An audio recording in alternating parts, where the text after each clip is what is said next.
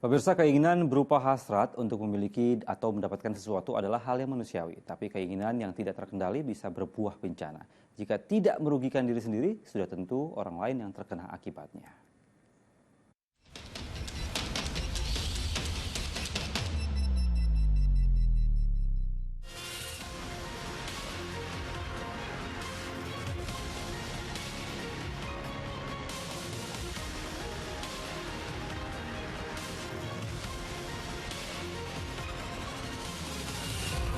Merasa keinginannya dihalangi telah membutakan mata hati seorang gadis di Jember, Jawa Timur. Ia tega menghabisi nyawa ibu kandungnya dan jasadnya dibuang ke pinggir sungai. Perbuatan sadis itu dilakukan bersama sang kekasih dan seorang rekan. Korban dihabisi lantaran tak merestui rencana pernikahan mereka. Pembunuhan karena keinginan terhalang juga terjadi di Pemalang, Jawa Tengah. Seorang juragan kontrakan di Kecamatan Comal dihabisi tetangganya atas suruhan anak kandung korban. Pria berusia 60 tahun itu diserang menggunakan senjata tajam saat tidur di kamar. Sang anak mendalangi pembunuhan ayah kandungnya dengan dalih sakit hati, keinginannya tak dipenuhi. Keinginan menggebu-gebu juga membuat seorang pria di Kota Batam tega menganiaya dan membakar istrinya hingga meninggal dunia.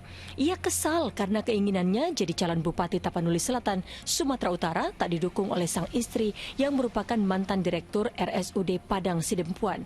Kekesalannya makin menjadi karena sang istri menolak memberinya sejumlah uang untuk biaya kontestasi calon kepala daerah yang sangat diinginkannya itu. 50 miliar ya untuk mendukung pencalonan menjadi Bupati Tapsel ya, Tapanuli Selatan, Provinsi Sumatera Utara. Ini terus ditagih oleh korban ya, tersangka ya kepada korban dan akhirnya menjadi cekcok mulut di situ. Punya keinginan berupa hasrat untuk memiliki atau mendapatkan sesuatu adalah hal yang manusiawi. Namun bagi sebagian orang, hasrat itu terlalu besar hingga mempengaruhi emosi dan menyingkirkan akal sehat. Akibatnya, orang jadi gelap mata, lalu bertindak tanpa memikir akibat yang dihasilkan. Nah, ini orang nggak bisa melakukan itu. Karena kemampuan dia menalarnya ada masalah. Nah, masalah itu biasanya juga ditimbulkan oleh faktor emosi.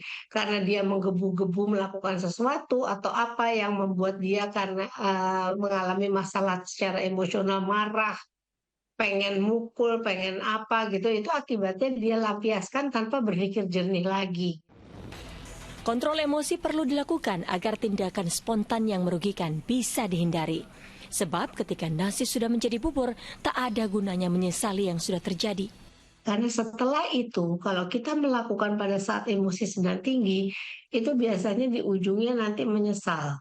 Menyesalnya sudah nggak bisa kita ini lagi, karena pada saat itu dia merasa untuk bisa melampiaskan kesalahannya, dendamnya dan sebagainya, dia harus membunuh misalnya. Tapi setelah terbunuh, sebetulnya dia juga regret tuh, menyesal gitu bahwa dia kenapa melakukan hal ini.